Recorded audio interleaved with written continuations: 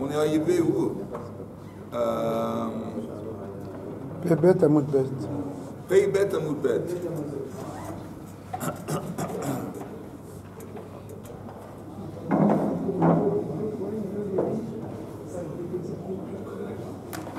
Vous y êtes?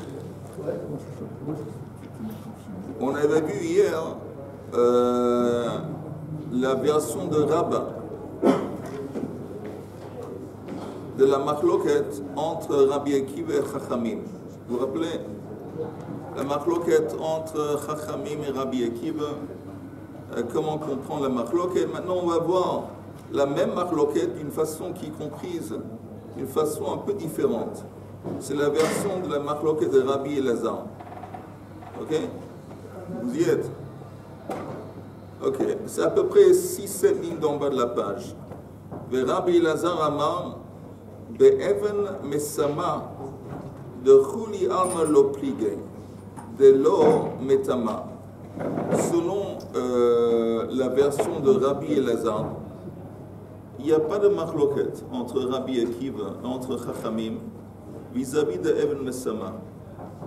Ça veut dire que tout le monde est d'accord qu'à Avodah Zara, il n'y a pas de Even Mesama. Alors, quelle est la machloket? On va voir. Qui pligay bemassa.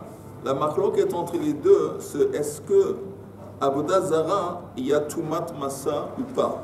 On a vu selon la première version de Rabbah, Chachamim et Rabbi Akiva étaient d'accord que Avodah Zara, il y a Tumat Massa, que si on porte encore une fois une idole au-dessus, même sans la toucher, la personne qui la porte devient tamée. C'était une opinion partagée par Rabbanan et Rabbi Akiva, selon la version de Rabbah. Mais par contre, selon la version de la machloket de Rabbi Elazar, il y a une machloket. Rabbanan disent qu'il n'y a pas de Tumat Massa pour Avodah Zara, et Rabbi Akiva dit qu'il y a. Donc, encore une fois, je vais reprendre les mots à partir de 1, 2, 3, 4, 5, 6, 7, 8. 8 lignes d'en bas de la page. Rabbi Elazar Amar Be'even Mesama de Chuli Alma Lo Plige de Lo Metama. Tout le monde est d'accord, que ce soit Rabbi Akiva ou Rabbanan, qu'il n'y a pas de Touma de Even Mesama. Qui Plige Bemassa. Rabbi Akiva savant que Nida, il compare l'idolâtrie ou des idoles à Nida. Manida Metama Bemassa. Af Avodah Zara Metama Bemassa. Rabbi Akiva dit oui, je compare l'Avodah Zara à Nida. Et donc il y a Tumat Massa. Ve Rabbanan Sabre, tandis que Rabbanan, eux, ils disent que Sheretz, on compare l'Avodah Zara à Sheretz. Ma Sheretz lo metama bemassa. Af Avodah Zara lo metama bemassa. Ok, jusqu'ici c'est clair. Alors la Gemara dit, Ve Rabbi Akiva, le mai hilchata itkash le Sheretz. Lui, Rabbi Akiva, qui compare Avodah Zara à Nida. Alors, quel est ce cours est dédié à la mémoire de Ilui Nishmat Isha Eliyahu ben Yochanan Gabriel Ben Baya. Et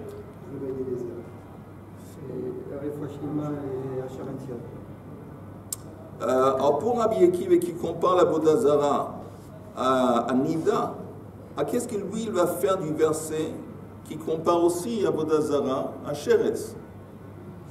Rabbi Akiva le mai hilchata itkash le Sheretz le meshamsheha. C'est pour les, on avait dit les ustensiles. Pas les ustensiles, on avait dit avant. Accessoires. Hein? Les accessoires. Les accessoires. Les accessoires d'une idole, d'idolâtrie, ils ont une touma qui correspond à la touma, le niveau de touma de Sheretz. Rabbanan, le mai hilchata itkash le nida. Pourquoi? Pour Rabbanan maintenant, qui compare Avodah Zara à Sheretz. Alors maintenant, qu'est-ce qu'eux ils vont faire du verset qui compare Avodah Zara à Nida? De quel point de vue est-ce que c'est comparable à Nida pour Rabbanan? Ma Nida eina le Eivarim, af Avodah Zara eina le Eivarim. Comme on avait dit avant, la même façon que dans Nida, si Nida est coupé en morceaux dans des membres du corps de Nida, il n'y a pas de Touma, il n'y a pas de Toumat Massa. La même chose aussi, la même chose pour Avodah Zara, tandis que voilà, ça c'est ce que Rabbanan dit. Ils utilisent Nida, Rabbanan, pour enseigner cet enseignement qu'il n'y a pas de Eivarim, Toumat Eivarim pour Avodah Zara. C'est des morceaux d'une idole, il n'y a pas Zilum Metameh. Et là les Eivarim. Ok, on tourne en haut de la page suivante. Les Rabbi Akiva, le Maï Hilchata Itkash le Nida. Pourquoi en fin de compte, pour Rabbi Akiva, on avait dit, est-ce qu'il y a une comparaison entre Avodah Zara et Nida? Les Massa, on avait dit les Massa, pour nous dire qu'il y a Toumat Massa pour Nida, pour Avodah Zara, comme Nida aussi pour Avodah Zara. Alors la Gemara propose Lukshei le Neveila, parce que, encore une fois, Rabbi Akiva, il se sert de deux comparaisons quand il aborde Avodah Zara. D'un point de vue, il compare Avodah Zara à Nida pour dire qu'il y a Toumat Massa. D'un autre point de vue, il compare Avodah Zara à Sheretz pour dire que Sheretz, il y a. Mais il dit pourquoi pas comparer ça à Neveila.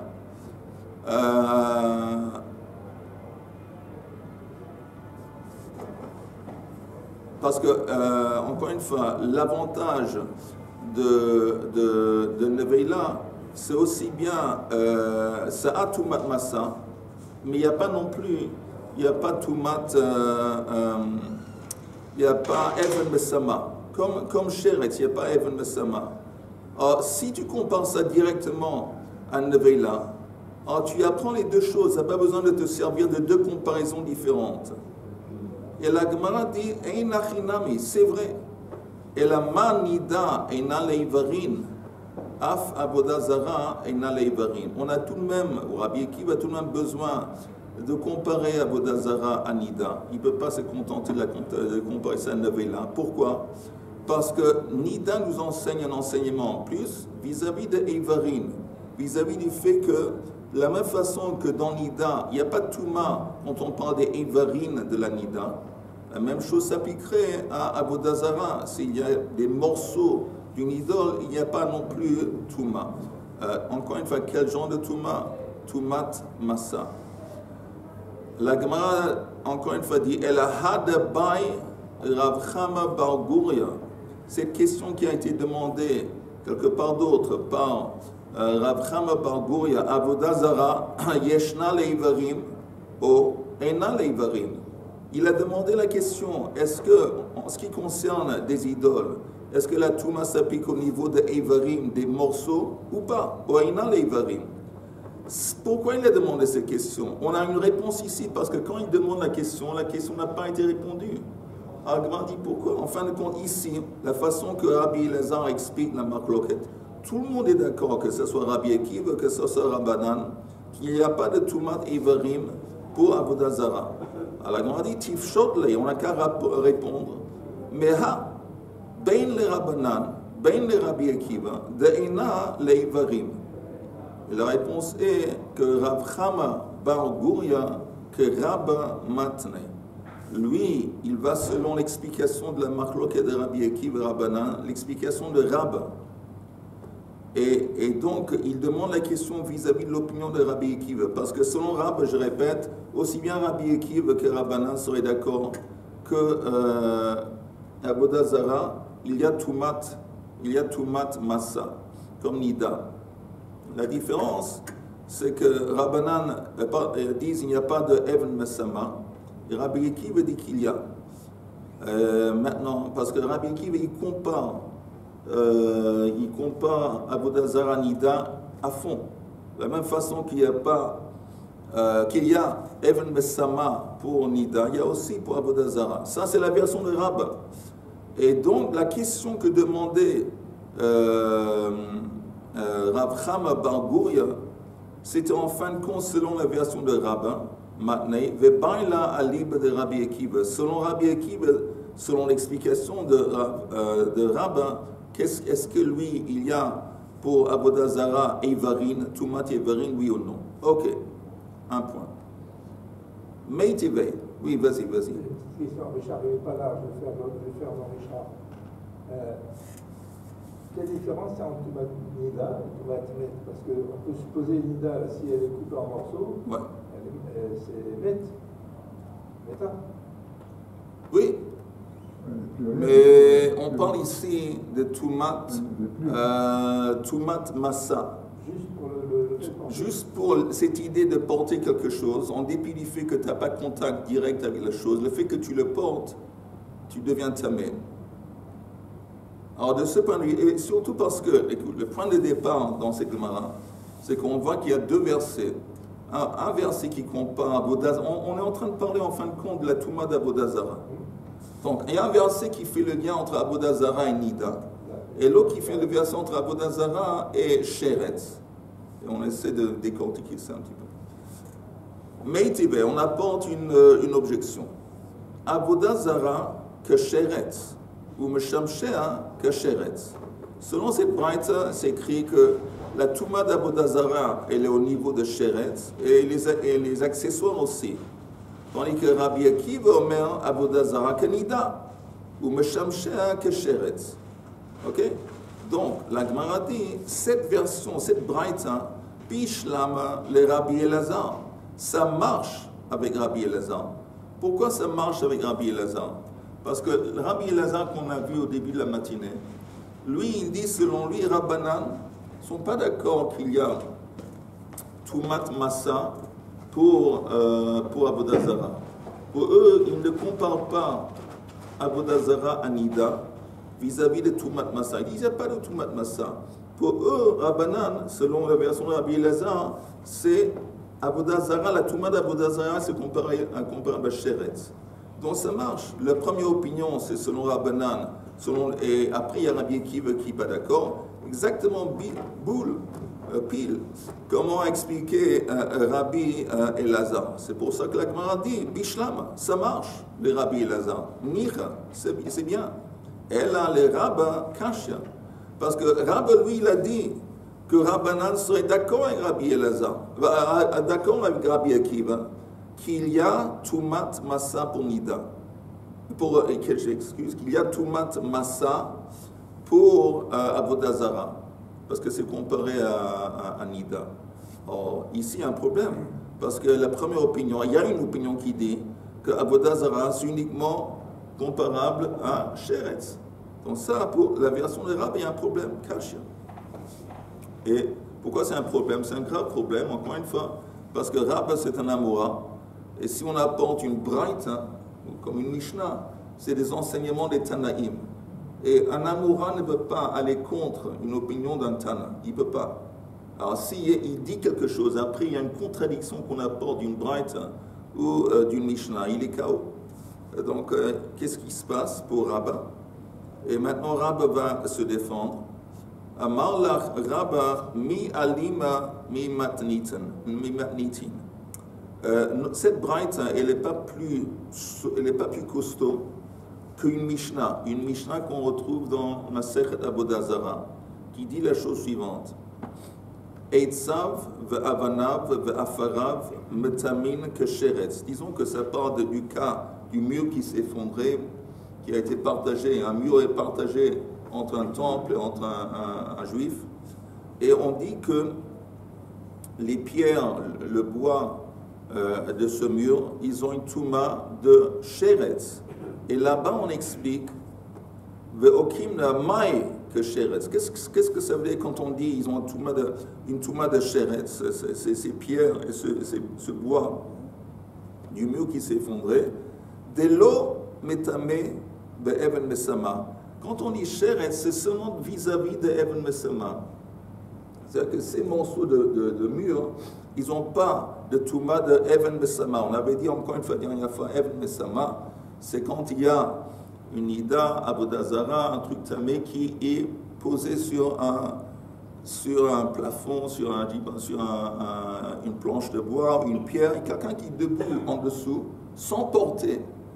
Alors, il dit pourquoi c'est comparé à Sheretz? Seulement pour nous dire, indiquer qu'il n'y a pas de Even Besama. Mais par contre, oui, il y a Tumat Massa. Si le type directement il porte. Oui, s'il le touche. Non, sans toucher.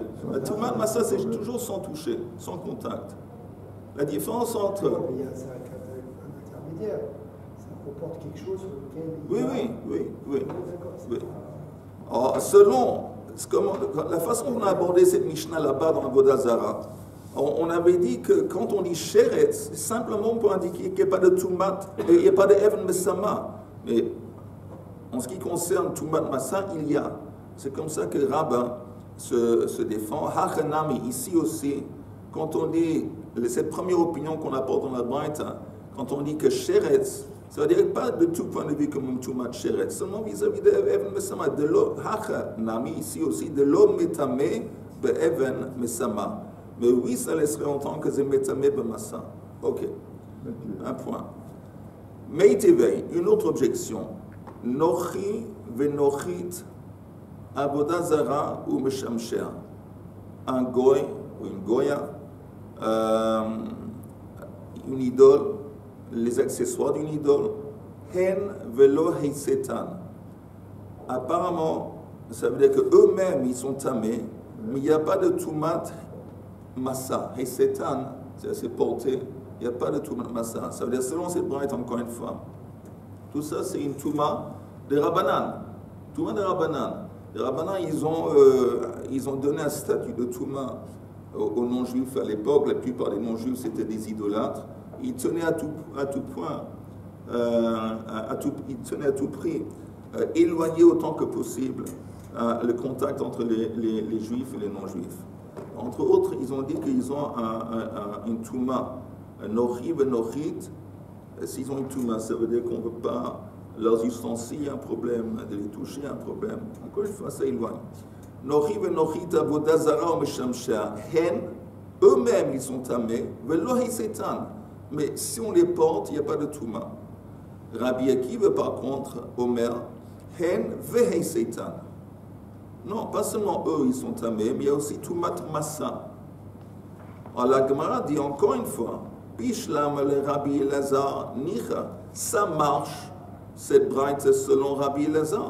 Parce que la première opinion qui parle de Goïm, qui parle aussi d'Avodah Zara, qui dit qu'il n'y a pas de Tumat Massa, c'est comme a expliqué Rabbi Elazar. Lui, il dit que Rabbanan, ils disent qu'il n'y a pas de Tumat Massa pour Avodah Zara, selon la version de Rabbi Elazar. Nicha, c'est bien. Elle est Rabba. Rabba qui dit que Rabbanan serait d'accord avec Rabbi Akiva qu'il y a Tumat Massa pour Avodah Zara. La seule marloquette entre les deux, selon Rabba, c'est ce qu'il y a Tumat de Even Mesama. Or pour lui, qu'est-ce que lui va faire? Selon Rabba va faire avec cette braïta, c'est qu'il dit bien qu'à Avodah Zara, il n'y a pas de Tumat Massa. Elle est Rabba Kashya. Parce qu'encore une fois, pour Rabba, tout le monde est d'accord qu'il y a Tumat Massa aussi pour Avodah Zara. Amarlach Rabba. Rabba se défend.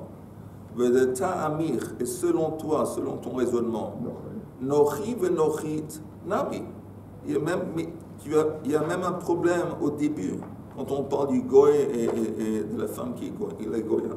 Nabi, hen velo heisetan. C'est écrit que eux, ils sont tamés, mais il n'y a pas de Tumat Massa. Et pourtant, Vehatanya, il y a une braïta qui enseigne. Daber el Bnei Israël metamin beziva, ve'ein nochim metamin beziva. Le concept de ziva, que si quelqu'un a un écoulement, il assume le statut de zav et tout ce que ça apporte, la touma. Tout ce concept de zav, ça s'applique uniquement à un juif. Midoraita, et ça ne s'applique pas à un goy. Un goy, il a un écoulement, le même genre d'écoulement, il n'y a pas de zav avec un goy. Pourquoi c'est évident? On n'entend pas. Il dit que c'est évident qu'on parle dans la Torah zav, qu'on parle d'un juif et pas d'un goy. J'ai demandé pourquoi c'est évident. Justement, c'est écrit ici. D'abord, justement, c'est écrit ici dans le texte. Daber el Bnei Israël. Je vous lis le texte en entier. J'oublie le verset. Dabru el bnei Israël ve'amart alehem, ish ish, ki yezav mi besaro, zovo, tamehu. Donc la Torah dit ici, il y a quelqu'un en écoulement qui sort de lui, il est tamé. Mais c'est écrit, il parle avec bnei Israël. Donc de là, ils apprennent que mideoraita, le concept de zav s'applique uniquement à un juif et pas à un non-juif. D'abord, bnei Israël metamin beziva, ve'in nochim metamin beziva. Aval, mais, gazrou alehen, les chachamim ont décrété, shiyu kezavin, les chol d'Ivraël, qu'ils vont avoir un statut de zav, de tout point de vue, même s'ils ne sont pas zav. Voilà. Ils ont un statut de zav. Donc, qu'est-ce qu'on voit ici? On voit que sur Miderabanan, un goy, ils ont un statut de zav. Ça veut dire que de la même façon que zav, il y a tumat massa. Alors, ça veut dire aussi pour goy nochi et nochi. Donc, comment Rab se répond en disant, toi tu dis qu'il y a un problème pour moi avec la fin, mais même pour toi au début il y a un problème. Parce que c'est écrit que nochi et nochit, ils n'ont pas de tumat massa. Mais c'est un fait qu'ils sont comparés Miderabanan à zav. Et s'ils sont comparés à des Rabbanan à Zav, il doit y avoir Tumat Massa. Pas de problème. Non, je répète 2 lignes. Oui, pas de problème. D'abord, avant qu'on continue, quelqu'un avait demandé hier une question sur la Touma, un goy qui est mort, un tombeau, un cadavre d'un goy, est-ce qu'il y a Touma? Et la réponse est oui. Oui, il y a Touma. Alors, quelle est la preuve? Comment on sait que le cadavre d'un goy s'est entamé midéoraita? La preuve, c'est dans Parashat Matot, avec la guerre contre les Midianim. Et c'est écrit là-bas qu'ils doivent se purifier, que chaque personne qui était sur le champ de bataille, qui entre en contact avec un mort, doit se purifier. Et on sait là-bas que les morts dont on parle, c'est des morts des Midianim. Parce que les soldats, les commandants, quand ils sont rentrés de la guerre, ils ont dit qu'il n'y a personne parmi nous qui est mort. Donc la Torah parle du fait, le besoin de se purifier de Tumat Met. Donc ça, c'est la preuve qu'il y a Tumat Met pour le cadavre. La seule question est une marloquette.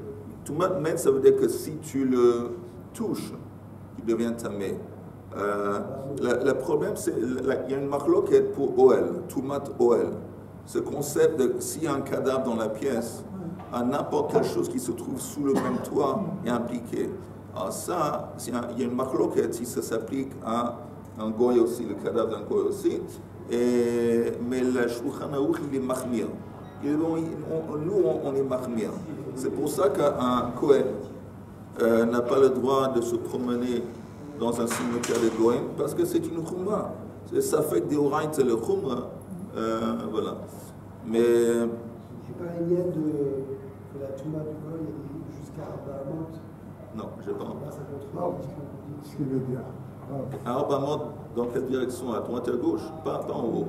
Tu parles de quoi? Non. C'est quoi la Touma jusqu'à 4 mois? Je ne connais pas ça. En fait, c'est en opposition à une liane que la Touma elle monte chez le juif, par exemple, quand René, je crois, disait avec l'avion David. Avec l'avion, alors ça peut la Touma, ça monte. Sur un cimetière juif, mais pas un cimetière goy. Justement, ça fait partie de la marloquette. Est-ce que ça fait partie de Touma Toel? Non, parce que là, vous dites un OL, c'est forcément défini. Alors que là, sur un avion. Mais Touma Toel, c'est basé aussi sur l'idée que la Touma, qui est dans le cadavre, il monte. La Touma monte et puis se dissipe comme ça sous le toit. Et puis il repose sur tout ce qui se trouve dans la pièce. Mais c'est une Touma qui monte. Oui, mais ça c'est une ligne d'une pièce. Si c'est en plein air. La même chose. Alors ça dépend. S'il n'y a pas. Est-ce que la Touma du Goy elle monte? Non, justement. L'idée de Touma qui monte vis-à-vis d'un cadavre d'un Goy, c'est une marloquette. L'idée que le cadavre du Goy il rentre tamé, c'est pas une idée, c'est il rentre tamé midoraita. Mais c'est seulement un contact direct. Mais l'idée de la Touma, qu'est-ce qui fait en sorte que la Touma monte, qu'il n'y ait pas de OL? Le moment qu'il y a un OL, ça veut dire que c'est comme comment on dit, une mechitza. comment on dit en français, une séparation, c'est un truc qui empêche la Touma de continuer à monter. S'il n'y a pas de OL, théoriquement la Touma continue à monter. Alors un maître goy qui est sur un brancard que l'on porte, il ne transmet pas la Touma. À l'inverse, un maître Yehudi. Non, il y a Toumat Massa aussi. Il y a Toumat Massa, vous pouvez mettre pour le goy aussi. Si tu le portes, même sans prendre compte, le fait de le porter, tu deviens tamé. Comme le Yehudi. Oui, mais ce n'est pas un comme Yehudi. Grave. Oui. Le cadavre, que ce soit d'un goy ou d'un juif, les deux, ils donnent la Touma. Je pense que je viens de dire ça. Combien Je viens de regarder ton livre. Tu viens de regarder dans le livre. Oui. Ok. C'est ça? Je l'ai dit, mais... Ah non, ben d'accord, pour être sûr que... Pour être sûr, tu as regardé dans le livre. Okay. Maintenant qu'on a la confirmation du Schottenstein, on continue. Alors, la Gemara dit, je répète un petit peu à partir de Meitive. Nochi ben Nochit, c'est une Meitive, c'est une objection Kushia sur qui? Sur Rab. Rab qui dit que tout le monde est d'accord, Rabbanan et Rabbi Akiva, qu'un Avodah Zara, il y a Toumat Massa. Alors, sur ça, encore une fois, c'est une attaque. Meitive. Nochi venochit Avodah Zara ou Meshamsher, que ce soit un goy, une goya, une idole, les accessoires, hen velohi seitan. Eux-mêmes, ils sont tamés, mais il n'y a pas de Toumat Massa. Rabbi Akiva, Omer, hen vehi seitan. Lui dit non. Pas seulement eux, ils sont tamés, mais si on les porte aussi. Bishlam le Rabbi Elazar Nicha. Selon la version de Rabbi Elazar, ça marche. Parce que le Rabbi Elazar dit que Rabbanan disent qu'il n'y a pas de Toumat Massa pour Avodah Zara. Donc la première opinion, c'est Rabbi Elazar. Mais elle a les rabbins Kashia. Marlach Rabba veut le Tamir, il dit, tu sais quoi, toi tu m'importes ça en tant que Kusham, selon toi, il y a un autre problème. Nochi venochit. Non, mais il y a aussi un problème en ce qui concerne l'enseignement qui parle du Goy et de la Goya. C'est écrit Hen velohi setan. La première opinion dit que eux ils sont tamés, mais pas si on les porte. Et pourtant, Vehatanya, c'est écrit Daber bnei Israël. Bnei Israël metamin beziva. Le concept de Ziva s'applique uniquement à Bnei Israël et pas au Goïm. Aval, Gazru alehen, les sages ont décrété, Shiyu kezavin lechol divrehen, que néanmoins, ils ont un statut de Zav, de tout point de vue, même s'ils ne sont pas Zav, ils ont un statut de Zav des Rabbanan. Donc, comment comprendre ce qui est écrit au début?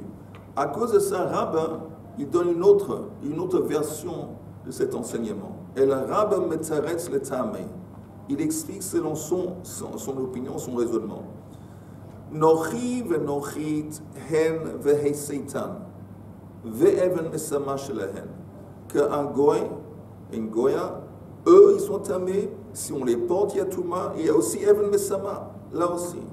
Maintenant, Avodah Zara, hi vehei seitan. Tandis que Avodah Zara, eux ils sont tamés. Quand on les porte, ils sont tamés, comme Rabba dit sur Rabbanan. Mais Even Mesama, il n'y a pas. Okay? Rabbi Akiva, tandis que lui, il dit Omer, Avodah Zara, hi vehei seita ve Even Mesama shela. Donc ça, c'est la façon que Rabba, ça c'est la version de Rabba de cette braïta. Maintenant, Rabbi Elazar Metzaretz le Tamei. Rabbi Elazar aussi, il doit aussi expliquer ça selon son raisonnement. Nochi venochit hen vei seitan. Tout le monde est d'accord que maintenant il faut dire que le goy et la goya, il y a aussi Toumat Massa. À cause de ce qu'on vient de dire, tout le monde doit être d'accord avec ça. Donc tout le monde aborde la braïta à nouveau d'une façon différente. Alors, Rabbi Elazar, il dit comment? Nochi venochit hen vei seitan ve'even mesama shelahen. Le goy, la goya, ils sont tamés, si on les porte, il y a Toumat Massa, et il y a aussi Even Mesama. Tandis qu'Avodah Zara, hi, velo heiseta. Tandis qu'Avodah Zara, l'Avodah Zara elle-même est tamée, mais pas si on la porte. Ça c'est Rabbanan selon Rabbi Elazar. Rabbi Akiva omer Avodah Zara hi vehiseta. Matkif la Rav Ashi. Maï hen. Mais Rav Ashi, il y a un problème de base ici. Qu'est-ce que ça veut dire hen? Avant, vous savez quoi? Avant Rav Ashi, on va mettre un point. Très vite, je vais vous dire un petit mot de la paracha. Très très vite. On arrive mettez un point avant Rav Ashi. Avant Rav Ashi, on s'est arrêté. J'ai parlé de ça à Yoel un petit peu hier, mais la Torah, la paracha d'hier, de Shabbat, nous donne un conseil comment gérer les relations avec nos voisins ici, dans le quartier, dans le pays. Et qu'est-ce que la Torah dit? Un truc intéressant. Après que Avraham Avinu a, comment on dit, Giresh, après qu'il a expulsé, renvoyé son fils, Ishmaël, c'est écrit Vayahi ba'etahi Vayomer Avimelech ufichol asar tzvao el Avraham le'emor Elohim imcha bechol asher ata oseh. Subitement, il y a le roi de Eretz Plishtim qui arrive avec le chef d'état-major. Ils disent, on voit que Dieu est avec toi dans tout ce que tu fais, on veut faire un traité de paix. Alors, qu'est-ce qu'on voit? Pourquoi d'abord c'est écrit au début du verset Vayehi ba'etahi? Ce fut à ce moment. Ça veut dire quoi à ce moment? Ça veut dire quoi à ce moment? Et le Meshech Chochma dit qu'après, justement, après qu'il a expulsé, après qu'il a renvoyé Ishmaël, il y a eu une prise de conscience différente parmi les voisins. Jusqu'ici, ils ont conçu, ils ont regardé Avraham Avinu comme un sage, comme un tzaddik, comme un Nasi Elohim Atabeki Rabbeinu, quelqu'un de gentil et de beau et tout ça. Subitement, ils ont vu ce trait de cruauté et ça leur a bouleversé. Ils ont dit, on a peur de ce type. On ne savait pas qu'il avait ce trait de cruauté. C'est dans notre intérêt d'initier une paix, un eskem shalom. Et cela a poussé de venir justement faire la paix avec ça. Donc, qu'est-ce que la Torah nous enseigne? Qu'avec nos ennemis, de temps en temps, c'est bien de démontrer la cruauté. Pas avec des gens qui sont paisibles et gentils et tout ça, on ne parle pas. Mais quand il y a un ennemi, c'est bien, justement, de ne pas avoir peur d'être cruel, parce qu'au contraire, ça va impacter les voisins. Donc, eux-mêmes, il y en a de ces gens. J'ai parlé de Yoel avec ça, que le problème d'Israël, l'Asbar d'Israël, tout le temps, on est en train de se vanter aux yeux du monde. Regardez à quel point on a une morale, une armée qui est morale. Mais si au lieu de nous vanter qu'on est moral, plus moral que tout le monde d'autre, ils s'en foutent, de toute façon ils s'en foutent. On aurait fait en sorte que dans un espace assez court, on a massacré tous les Hamasnikim, même s'il y a des gens parmi eux qui de toute façon sont impliqués. Les gens auraient dit, waouh, ces juifs, ça ne vaut pas la peine de les embêter. Ce n'est pas une bonne idée de les embêter parce qu'ils sont très costauds, ils sont très féroces. Les juifs sont féroces. Comme ce qui s'est passé après la guerre des 6 jours. On voit ça. Et deuxième chose, quand ils arrivent, qu'est-ce qu'ils disent? Ils disent, on voit que Hachem Yitraim Bekol Asher Ata Oseh. On voit que Dieu est avec toi. Ça, c'est important. Et c'est une autre chose qu'on ne fait pas. Quand il y a une victoire sur le champ de bataille, au lieu de dire l'armée israélienne, l'aviation, le génie israélien, les beepers et tout ça, c'est vrai. Mais figurez-vous que même avec les beepers, et c'est bien que c'est incroyable, mais il y a tellement de choses, tellement d'accidents qui auraient pu se passer, qui auraient empêché que ces choses réussissent, que c'est évident que c'est Yad Hashem. Surtout ce qui s'est passé en Iran. J'ai entendu des choses, les moteurs des avions, quand ils sont aller-retour, ils n'étaient pas chauds. C'était pas chaud. Normalement, à pied à terre, ces moteurs, la plupart des moteurs de ces avions, ils auraient dû, je ne sais pas, exploser de chaleur. Il y aurait un problème de chaleur. Il y a plein de miracles. Le premier jour qu'on a attaqué, tous les Mefakdim, Pikoud Aïlion ont été assassinés le même jour. Tout ça, c'est... Oui, il y a une chokhma dans Israël. Et c'est Siyat Ishmael. Et nous, on doit le dire, on doit dire c'est grâce à Dieu. Dieu est avec nous. Le moment qu'on commence à parler un langage de foi, un langage biblique, là, il y a plein de goïms qui sont religieux. En Amérique, la droite, il y a beaucoup de religieux. Ils vont être impactés par les Arabes. Ils vont être impactés, ils vont être influencés, ils vont être émus par cet argument.